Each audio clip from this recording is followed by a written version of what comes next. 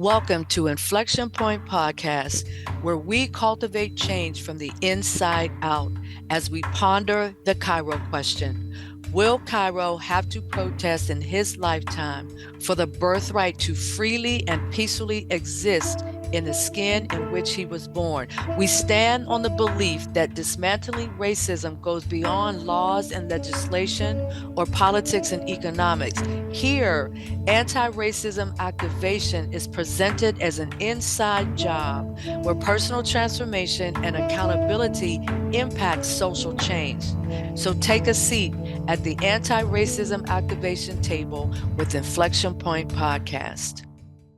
Well, hello to our audience, and thank you for tuning into the latest episode of Inflection Point Podcast, where we are dedicated to anti-racism activation and the art of listening and authentic conversation, engagement, action, and accountability. I am your host, Anita Russell, and here's a quick hello from our co-hosts, Mavis Bauman and Gail Hunter.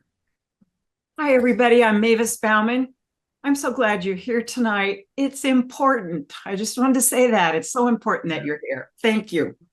Hi, I'm Gail Hunter, and I'm grateful that you are here too for the same reasons that this is an important topic that we're going to talk about. Absolutely. Thank you both.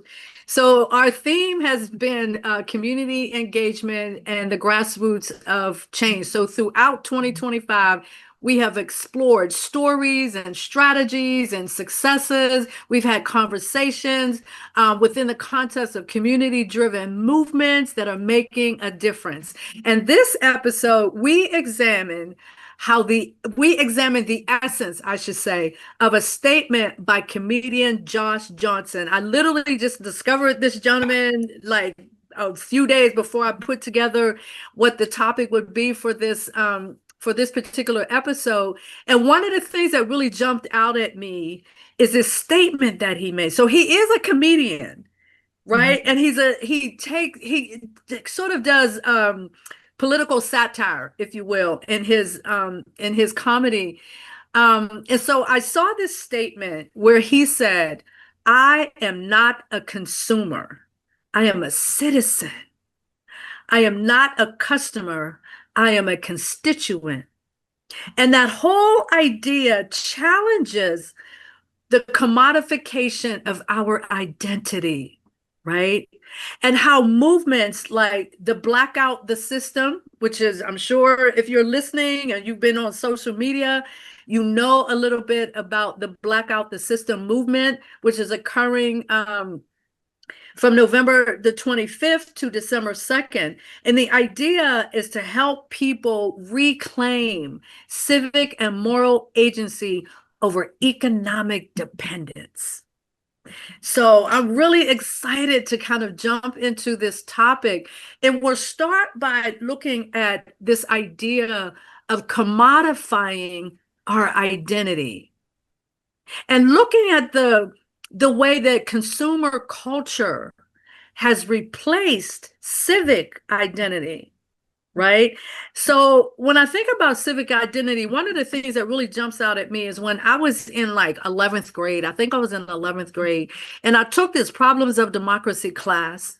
And one of the things that I thought was really, really cool about that class is that we got to go on field trips where we literally got to go into courtrooms and sit in on cases and things like that. And what it said to me was that we as citizens have specific responsibilities as citizens. So we want to kind of look into this idea of how consumerism, like all this focus on consumerism and the whole culture of being a consumer, is a threat to civic identity.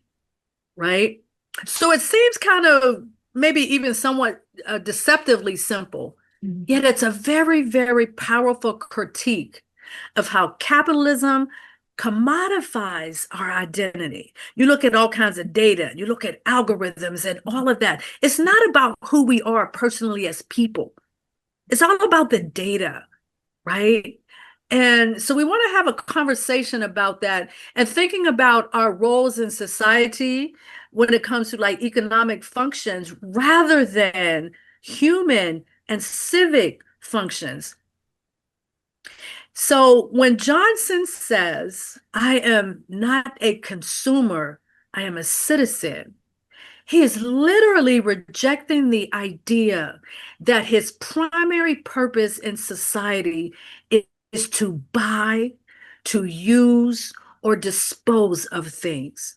By contrast, the notion of a citizen carries a sense of belonging, responsibility, accountability, participation.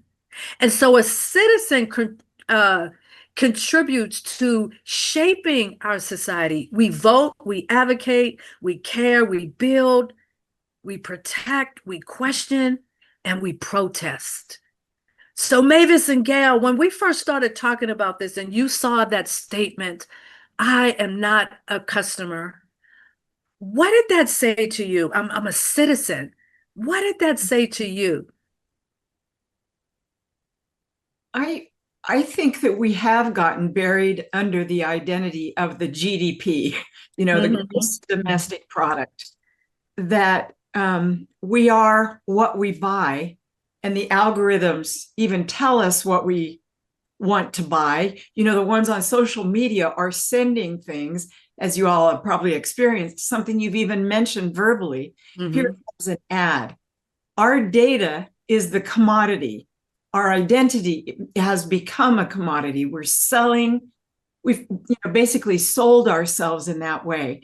That is not participating in society in terms of helping people live better lives, solving social problems, environmental problems, even political problems.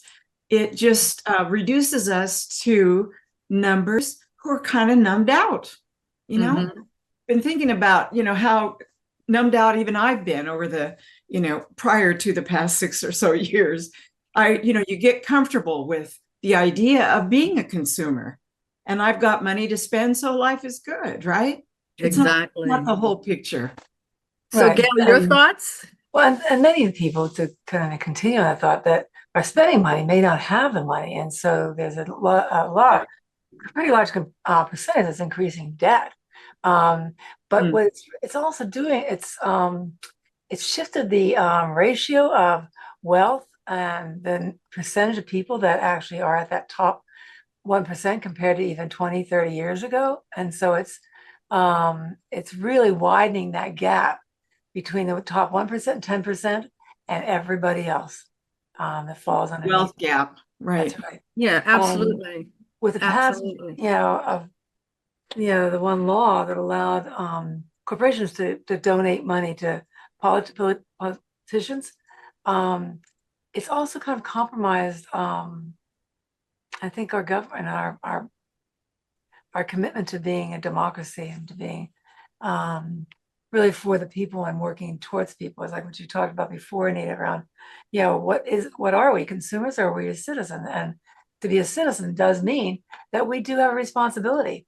And how many people care about what their neighbor is experiencing or their relative is experiencing? Yeah. How many people are focused on that and what they can do to help and to be more collaborative and more connected, right? And so I think it's slowly destroying not just possibly democracy, but it's also slowly just destroying kind of humanity a little bit, and refocusing our priorities on consumerism. Yeah, absolutely. And that statement, I am not a customer, I'm a constituent. Right. That's really, really powerful. But it takes aim at how politics, and this is a part of his comedy platform, really, is how politics has been infected by market logic. So when you think about this whole idea of, for example, of citizenship not being transactional, it's transformational, or it's intended to be transformational. So when you're casting your vote as a citizen, you're possibly transforming the way government is being run, the way the government is being run. Who am I putting in office? That's not a transactional thing. The idea is thinking around transformation, right? And so some of those things that kind of put us in that in that transactional bucket, data capitalism, right? Paying attention, your behavior, your attention, all of these things are monetized. Yeah. And you literally yourself became a product that is sold to advertisers. Just think about that. Mm-hmm. That's right. Just You think go on about Google that. or one of the search engines and you look for something, and all of a sudden, it's coming to you more and more ads that are similar to that product that Exactly. you were looking for. Yeah. Exactly. And then you think about cultural commodification, right? Rebellion, culture, activism are branded and packaged for profit. Like the very things that we do in order to transform the system so that we can function in a more equitable system where DEI is not demonized and all of that. So then there's this modification at the cultural level where certain things, rebellion, speaking up, taking a stand, are sometimes seen in a very negative light. Or sometimes it can be branded and packaged for the sake of profit, right? I saw recently, anger gets clicks. So angry statements about anything will get a click. So the truth is really not playing a role. Living together as citizens is not playing a role. The spaciousness of anger and news that's inaccurate is what's getting the clicks and being sold again. Yeah, exactly. It's all about the click. When you think about it, it's just all about the click. If you think of social media within the context of capitalism as well, your personal identity is a performance. Like, how do I want to project out there? And what do I want my influence to be? And it's optimized for engagement metrics. Yeah, exactly. Right? Then we have civic commodification. Political parties marketing themselves as brands. That's right. And competing for consumer loyalty. Not competing for being able to change and alter what is going on in a way that would be productive and effective for all. It's more for for the consumerism. How the money's going to keep flowing. That's right. Exactly. And it's a movement away from moral communities that are deliberating truth and justice. So all of those things that we've been talking about throughout the course of the year that have to do with community engagement and cooperative economics and all of that, those conversations don't necessarily fit in with this paradigm here, right? And then you want to think about systemically. Like, what is the relevance of this systemically, right? Think about restoring humanity to civic life, right? Meaning to economic participation. Like there's something more meaningful to your participation economically rather than just buy, consume, and not really understanding the full impact of your consumer. Even your consuming behavior, right? Yeah, your consuming behavior. I have a really good example of that. A couple of weeks ago, I watched a video, and it is a video that was talking about the fast fashion industry. So if you go to like certain stores like H&M and all of that, and they've, always got the new fashions and they're not super expensive and all of that. But there's a problem because it's all about the turnover. It's all about the trends and it's all about the change, right?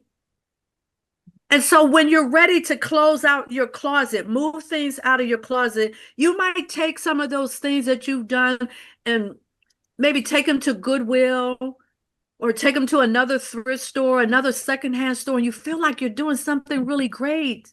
But the fact of the matter is, when those stores can't get rid of the stuff, guess where one of the places is that they send it to? Ghana. The shore of Ghana. Yeah.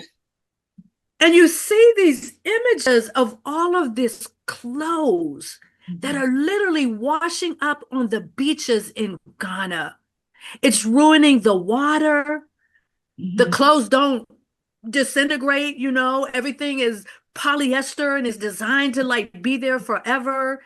I mean, it's just amazing when you look at one thing over here that produces billions and billions of dollars. But what is the outcome and the impact of that to somebody all the way on the other side of the world? Do we even think about stuff like that? No. We don't, because we haven't had to for so long, but the time has come. All right. The time has come. The whole idea of the fast fashion, the clothes are made for 1 to 3 wearings, and then they don't even hold up. So they become trash. And when they're sold in these bales, to Ghana or wherever, I've seen, maybe this is the same video that you watched, Anita, that the clothes aren't even resaleable. Exactly. To local African communities. It's exactly trash. So if we act differently in our consuming behavior, like, what is the life of this? What is the impact of my buying this particular item? I think we'd behave differently. Well, how is it going to serve us, really, completely? Right. And how long? Yes, and for how Yeah, long? exactly. And an example that I have of you, Mavis, in one of the videos that I saw, you know how people like the jeans that are like ripped, So Yeah. in one of the videos, the woman in Ghana is saying, I can't sell these. We don't wear ripped jeans in Ghana. Right. Doesn't So even it's culturally. Yeah, culturally. Right. And it's all about the assumptions that we make as Americans. We just kind of make all of these assumptions that, yeah, this is like the latest fashion. This is what everybody wants to wear. No, that's just not true. Yeah. It's just absolutely not true. And so how is this relevant to, like, from a systemic perspective? It's about a call to restore humanity to our civic life and meaning to economic participation. So, when we just described the story of all of these clothes ending up on the beaches and ruining the waterways and things like that in Ghana, is anybody listening? Out of all of our people that are listening, is something going off on your head that says, wow, I had no idea that that was the case. What can I now do differently so that I'm not contributing to this waste all the way on the other side of the planet? What am I doing? How am I holding myself accountable for how I'm contributing to the waste in the world, right? Right. You have to be open to the education that's necessary to understand that whole process.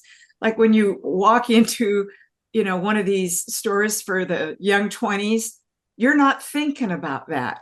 You might not have ever seen the video. So the education, and hopefully we'll play a role in that, has to come out into the general public, that whatever you buy, think about the lifespan of it. Right, and what you're going to do with it.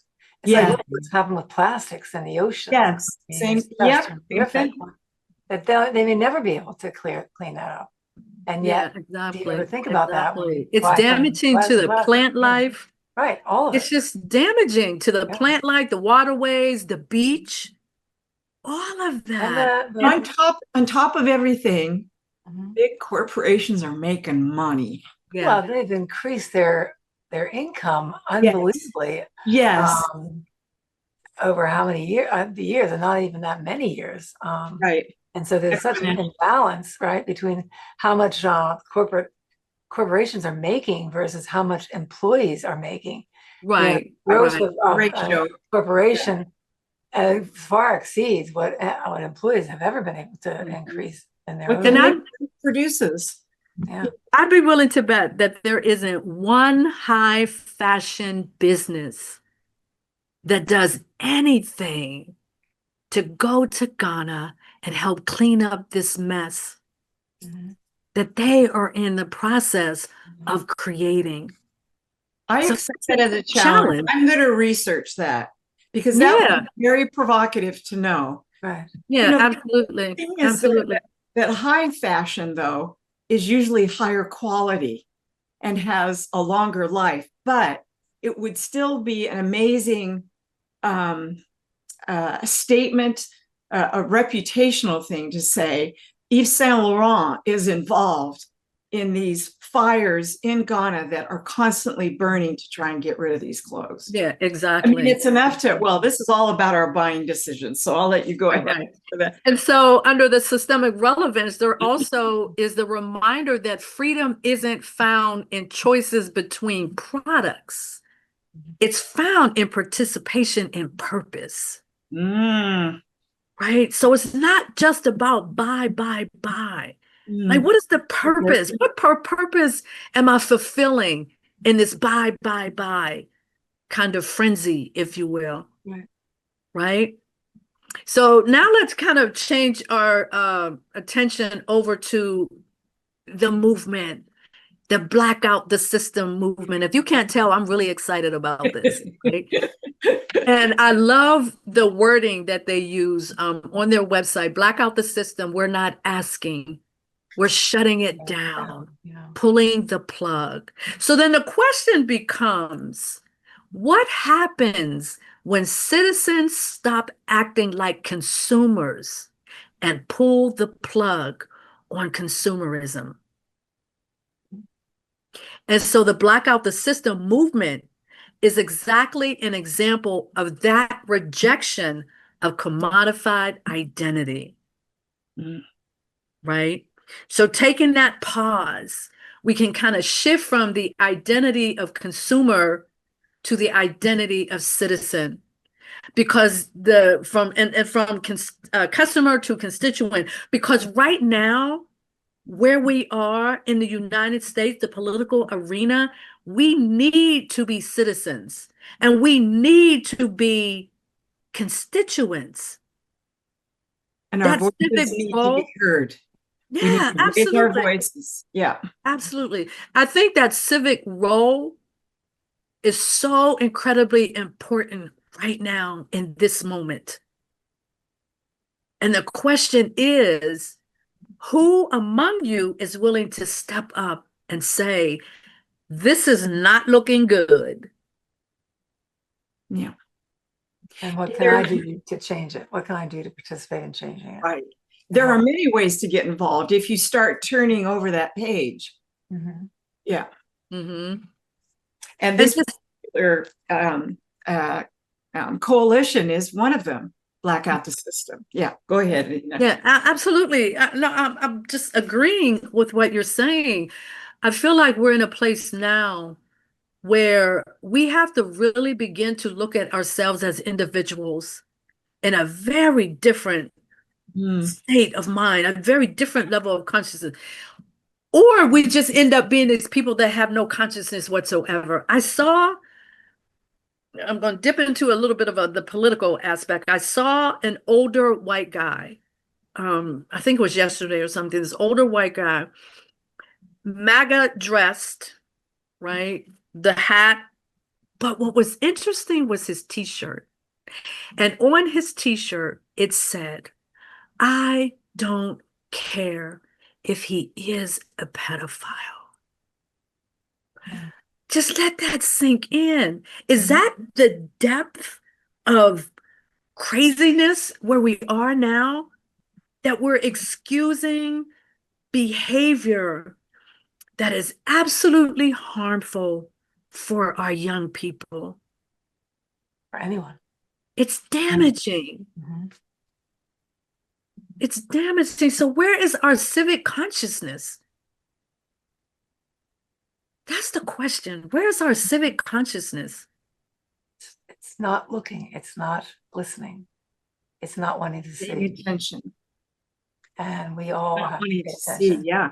We have to really start listening and hearing what is truth that's being stated and what is not, right?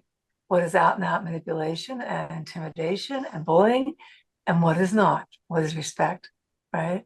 Collaboration, and the desire to really increase all humanity in many different ways. from health to, right, to jobs to wages, everything. Absolutely. Where is your priority? What's important to you, each of us? Right, right. And the major thing for me is, where is your consciousness? Right. Like, how do you even walk out the house with a t-shirt on that says, I don't care if he is a pedophile? Well, something I want to talk about a little later is there's always got to be these contrarians that are provoking us and want to make those of us who are caring, who are trying to take action, look like we're going about it wrong. Because going about it, as we're describing, takes effort. It takes passion. It takes sacrifice. So these guys with t-shirts like that, to me, wake me up. Absolutely. This is what we're working against. Right. Absolutely. Absolutely. And so the blackout system is calling for that week-long national economic blackout. That is no spending, no streaming, no non-essential work, no travel from November 25th to December 2nd. And if you go on, I've seen some articles and specifically in Black Enterprise magazine where they're talking about this. And then you can also go on the Blackout the System website. But the thing that I find most intriguing about this whole entire thing is that the timing of it intersects with the biggest consumer shopping period of the entire year. Right. And that's Thanksgiving time, Black Friday, and Cyber Monday. Now, all three of us are older. We're all like in our 60s, or, we're basically in our 60s or 70s, right? Yeah. Each one of us can remember what the season of Christmas used to look like. Yeah. Before everything was commodified, before everything was about the money, before everything was about the latest and the biggest and the most revolutionary, you actually put thought into buying a gift for somebody because it meant something. So the Christmas season, it's not even a Christmas season, it's a shopping season. No, and that's what's reflecting in our society, right? And politics. And I mean, what is the priority? Is the economics, and what groups are looking at needing to make the most in the economic field arena, right? And the egos involved even. Oh, so many egos. It's like right? about the t-shirt that you mentioned. That's really a statement about that person who chooses to believe that, not just put it out there, right? And so we have to begin to start listening and seeing and hearing what they're really saying and what they're believing. So the three fundamental questions associated with the blackout is, what happens when we withdraw our labor and our money from the system? How do everyday people build power? Because we have power. And how do we lock arms to build that power? Right? We have the ability to have empowerment. And it's not about seeking power or control, it's about empowerment. And it always carries with it respect for self and other. That's, I think, the goal. Absolutely. And then the final question is, how does all of this relate to systemic economic injustice, corporate control, and community resilience? When you think about those things, you think about the system under which we are operating right now. And again, to my point, it looks so different from the way things were when we were growing up, right? And I mean so different in ways that are fundamentally negative. Yeah, unhealthy. In terms of pulling away from who we are as human beings. How do we react to one another? How do we connect with one another? It's really dehumanizing and demoralizing who we are. And it's really sad. So it's time for us to take a break. And then I'd like to come back and we'll finish out this conversation and get a little bit deeper into this whole entire blackout thing that's coming up in another week or so. So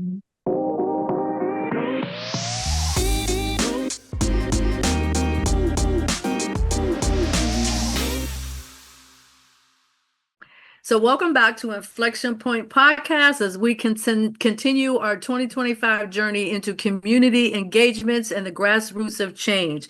In this episode, we have been exploring this topic, when the people pull the plug, the November 25th to December 2nd economic blackout and what it means for power.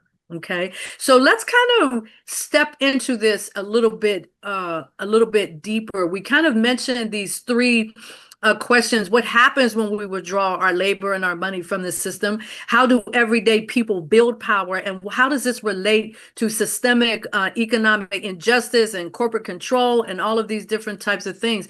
So I'd like to kind of explore those things, starting with withdrawing labor and money from the system. We are the economy. Without us, nothing moves. Without consumers, how does this work?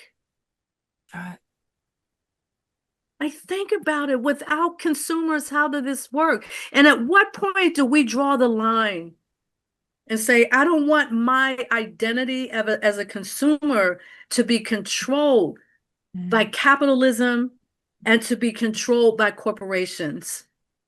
I want to have a say in that. Yeah, I want to have a say. Gail, your thoughts? I have lots, but are we ready for Gail's stats there? Yeah, I think so. Okay, I mean, these are really important, so listen. Since the late 1970s, American workers have generated far more economic value, but the benefits haven't flowed back to them. From 79 to 2020, productivity in the United States grew by 62.5%, while typical worker compensation rose just 17.5% after inflation. In other words, workers are doing almost twice as much, yet being paid only a fraction more. And the gap between productivity and pay reflects a fundamental breakdown in how prosperity is shared. The concentration of wealth is staggering. It's the top 1% now own 31% of all U.S. household wealth. And the top 10% control nearly 70%. The bottom 50% hold about 2.5% collectively. It means that half the Americans combined own less than a fraction of the richest handful of families. The wealth gap hasn't been this wide since the Gilded Age of the late 1800s, a period infamous for extreme inequality and political corruption. That's significant. Right? I mean, those statistics are appalling. And so people are still working very hard for these corporations to increase their income, right? And they are doing it. How many billionaires do we now have, right? But without without the consumers buying those products, those billionaires may not be billionaires. And I think that's the piece that's being forgotten. And the workers and the employees that are working hard to build that billionaire's wealth, the head of that corporation, aren't being recognized in the way that they need to be. Absolutely. And so the inequity is palpable. I mean, it's yes. And they've got us in a way. We don't want to lose our jobs, right? And so the power is like a trap at the top. Yeah. But those statistics and this conversation that we're having flows all the way back to the institution of chattel slavery. Right. This country was founded on capitalism that was based on the exploitation of labor, the exploitation of human beings. That's right. That's what the core of all of free labor. Is. Right. Exactly. And I feel like, when you hear conversations about the minimum wage and everything, I feel like the corporation's purpose is to keep the wages as close to being free as they can get it. Absolutely. Right. Exactly. Absolutely. As much as they can get away with. Exactly. There's a massive flight, or they can't get labor at all, in which case they've gone to other countries, to get people who have next to nothing, to get labor there. Right. And they continue to pay them next to nothing. And they continue to pay. And the tax laws favor capital gain over wages. Yeah. And so, I mean, that's going on. That's been continuing to go on. Yeah. It just, if we zoom out just a little bit, it's kind of, how is this said? This is the way the system was designed to work, but Absolutely. it's gone crazy. It's gone amok, and it's hurting the people who are producing. It's hurting the relationships from top to bottom, left to right, all of these things. So when we talk about blackout the system, we're talking about raising our voices against that. Let's draw attention to this phenomenon to the point where we've got their attention. The larger corporations that have our data, and we're their commodities at this point. Absolutely. And so then when you think about the second point is this idea of the power that we actually have, the power that everyday people actually have, right? And so when you think about things like consumer and labor power, where everyday people control something without even realizing. I don't even think we have fully aware of how much control we can have if we start to think in a very different way and start think about how we can build power when it comes to consumer and labor, right? Absolutely. And then there's also thinking about a particular data point, like collective. If you look at Black spending as a data point, collective Black spending power exceeds $1.7 trillion. That's a lot of power. And if you look at it, what everyday people bring also, if you look at it through a systemic lens, there's that corporate dependency on holiday profit margins. So the whole idea is, how does all of this flow back to the blackout that's coming up, right? And so here's the analogy. When we unplug, the machine slows down, right? And maybe we can begin to see what's really essential in thinking about that everyday people building power. Instead of having power being extracted from us, right? And then when you look at the third point, centered around the systemic economic injustice, corporate control, and community resilience, economic justice doesn't just happen through individual greed. It's what we were just talking about. It is structured into the system itself. And it's working. Right? Exactly. And it's working. It's working exactly the way that it was designed. From policies to tax codes to financial institutions, they're all regulations. Exactly. Right. But so the it's not point broken. being, they're all built on extracting wealth upward, while blaming individuals, get this, while blaming individuals for their struggle. Mm-hmm. Yeah. Yeah. Right? I mean, it's such a and to social me, dependency in some cases. It's like, yes, you pull up the bootstrap argument. yeah. There's It's a very convoluted way of looking at things. Yeah, right? Exactly. As long as that gulf between the top 10% and the rest of us continues to get wider, it will continue to threaten democracy and social stability for all of us in every social cultural group. Yeah, absolutely. And just look at the corporate control is the modern form of empire. Yeah. You think about, back in history, all of these different empires that were rising up, right? And they're sometimes very subtle, they're very persuasive, pervasive, everything becomes normalized. Corporate control is operating through ownership and influence and narrative. What are the narratives? What are we being told? What are we telling the consumers? What are we telling them as citizens? And all of that. Well, and the other piece of that is the government is helping all this along. Oh yeah, right? absolutely. And with all the taxation issues, and I mean, it continues to increase that and support that. And as long as our democracy is really compromised like that, there's always going to be that door opening to that authoritarian role, which is what we start to see. Yes. So So it's a Precisely. system, and it's several systems that are working together. yeah, yeah, very powerfully. I wanted to throw in a little bit of devil's advocacy, because I saw some of it. I had mentioned these contrarians online about the blackout. I was actually looking at what happened with the blackout with respect to Target and DEI earlier this year. And it hurt Target. Mhm. And they are now laying off 1,800 people.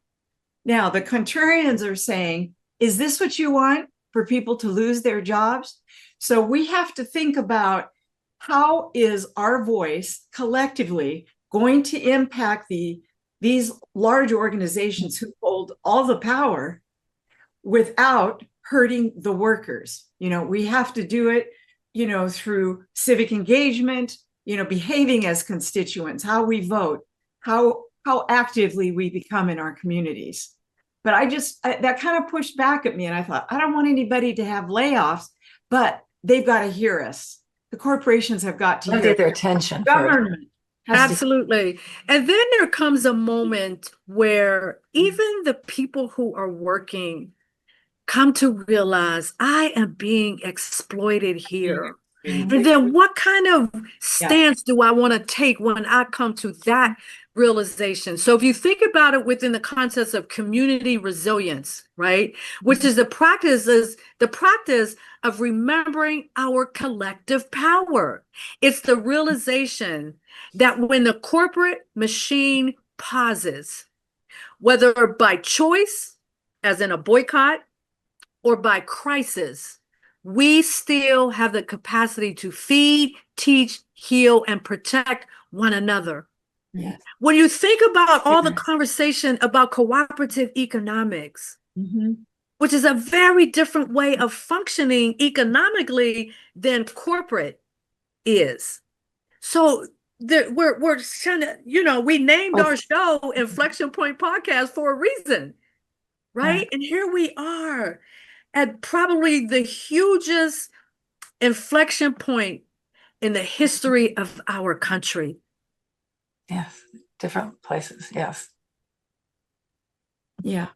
How we live together, how we operate, what drives us, how we care for each other. Absolutely. What are our metrics? What are our metrics now? Yeah. Are they corporate profits, or are they health? The determinants of health. Exactly. And the fact of the matter is, there's enough wealth on this planet for nobody to have to starve. That's right. Or nobody cannot get medical care. Or be homeless. Right? I mean, and now you start thinking about, in all of this conversation, what is our call to action? Right. And it's recognizing, number one, that the system is not broken. No. It is operating exactly as it was designed to benefit the wealthiest few and to exploit the rest of the rest of us, I should say. So we have to ask ourselves, why are corporations so successful while their employees are not? So you think about productivity and corporate profits, the cost of living soaring, while what was mentioned earlier, worker wages have relatively stagnated, right? Most of us are working harder, working longer, struggling more to make ends meet, while the corporations and the billionaires collectively hoard trillions of dollars. Yeah, but they could never spend. Right. Yeah. And then one of the things that, that we, one of the points that came up here is the Supreme Court's 2020-10 ruling in the Citizens United And the whole idea of allowing corporations to contribute unlimited amounts of funds to politicians. Right. Isn't that part of how we got here? Yeah, who's controlling the policy, right? Exactly. Wow, by doing that, by passing that. Yeah, and that's what Exactly. discourages individuals. How can I affect a political system? Exactly. If, you know, Amazon or whoever can contribute $1 billion. Right, because that How can I affect- contribution translates into I now have a stake in the policy. Yeah. Not the people having the stake in the Right. policy. Well, so And when that's not democracy. No. Yeah, exactly. That's Not exactly what democracy. I was getting ready to say. Absolutely. The democratic process begins to break down. It leaves the doors wide open for what? Corruption Right. and authoritarianism. Right. That's where we are right now. Empires fall. And they do when this occurs. Yeah. Yeah. Mhm. And that doesn't need to happen as long as we wake up, start participating. And, you know, I want to stress the idea that this Blackout the System is completely peaceful. I think their phrase is, we're not taking it to the streets. We're taking it to their pockets, you know, which is really a good visual. And I happen to notice, ladies, that there is also a concurrent blackout, but happening through showing up for racial justice. This is an organization that is really for white people to get involved in racial justice. And they are doing a blackout from November, through about the same days, instead of December 3rd, maybe December 1st, but the same period of time, Black Friday and Cyber Monday. And I'm thinking, you know, there are a lot of these things going on. We can raise our voices this way. Absolutely. I think the genius of the whole entire thing, whether it's coming from Surge or it's coming from the Blackout or this group or that group, is that we're all targeting one specific thing, that is the Blackout, and we're doing it in the same time frame. That's what I think will make a critical difference. I mean, when you go back and think about the No Kings protests and everything, you had those individuals out there who thought, oh, this isn't going to amount to anything, and it's just a bunch of, just a small group of people. Just look at what that looked like. That wasn't a small group of people. Exactly. And collectively look at the groups together, right? Right, exactly. And if you take every last one of those individuals, and if every last one of those individuals who participated in that particular protest pooled their money over the course of the next week, there's power in that. Yeah, and you know, and something else to note is not compensate for what you're not spending then on either end of the blackout, but think about where and what you're buying. Oh, absolutely. Yeah. Focus on need, focus on local markets, farmers markets. Absolutely. You know, maybe small businesses, handmade things for Christmas. Right. Yeah. And making small decisions. I'll give you an example. Jerome and I were shopping. We were actually in Walmart. I'm completely proud of, but we were in Walmart. And we wanted to buy some sugar, right? And so we had heard previously, I forgot what we were listening to, and Domino Sugar is one of the, or the producers of Domino Sugar is one of the corporations that support the guy in the White House, right? And we literally stood there like, okay, we can't buy Domino Sugar anymore. So now we have to figure out, what are we going to purchase instead? Because we were looking specifically for brown sugar. So we kind of moved over a little bit away from the Domino Sugar palette. And lo and behold, there was a package there of fair trade, brown sugar. We give back to the communities. We give back. So the whole idea is, even if you're shopping in Walmart, you can make those types of decisions because those types of things are on the shelves. Be mindful. Being mindful, being conscious. That's right. Yeah. Right? And Yes. so, just think about the people, the audience who is listening. What I'd like you all, if you're listening, what I'd like you to do is reflect on a few things. What would it look like for you? I want you to personalize this now. What would it look like for you to live as a citizen and not a consumer for 1 week? Right. That's what the blackout is about. Living as a citizen and not as a consumer for 1 week. Mm-hmm. And how would you go about preparing for the blackout system week? Mm-hmm. And what kind of conversations is it sparking in your circles? Right? And if democracy were a co-op instead of a marketplace, what would your membership contribution look like? What would it be? So here's all these questions that we can be asking ourselves in this very critical phase, this very critical time, this very critical action for 1 week. Mm-hmm. And we'll see how much power we actually have. Yeah. We can move that needle for sure. Yes, we can. Yeah, it's exciting, to be reacquainted with your own, with the access to your own power. Right. Because I should speak for myself, but I've gotten very numb to it and hopeless at times. But there are so many things that we can do. And there really are. Exactly. Things Exactly. that we can learn that would affect our buying decisions. Yeah, Just that's one of the things that Yeah. one of the things that I love about where my daughter lives. She lives in Washington Heights in New York, right?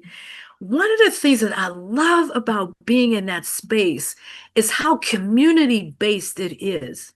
Like all of the businesses are owned by people who live and work and shop right in the community. Right. And I'm not saying it's like 100% that way, but just being able to walk in a community, number one, walking in a community where I don't speak Spanish, right? I have a little sampling here and there, but for the most part, I don't speak Spanish. But being in that type of environment and watching how the people who do speak Spanish, how they respond to me. Right? When they realize I don't, now we start talking in a different kind of way because they're trying to communicate to me and I'm trying to communicate to them. But we end up in a place where I needed to be. Like, I want 6 chicken wings. And we finally got to that point where we both understood chicken wings, 6 chicken wings. I mean, it's just amazing to me what human beings have the capacity to do. Well, and wasn't it fun to just relate human to human, even if you don't speak the same words? Right. Absolutely. Absolutely. So we literally have about 2 more minutes. So I want to kind of wind down this conversation. So I want to leave you with this particular quote.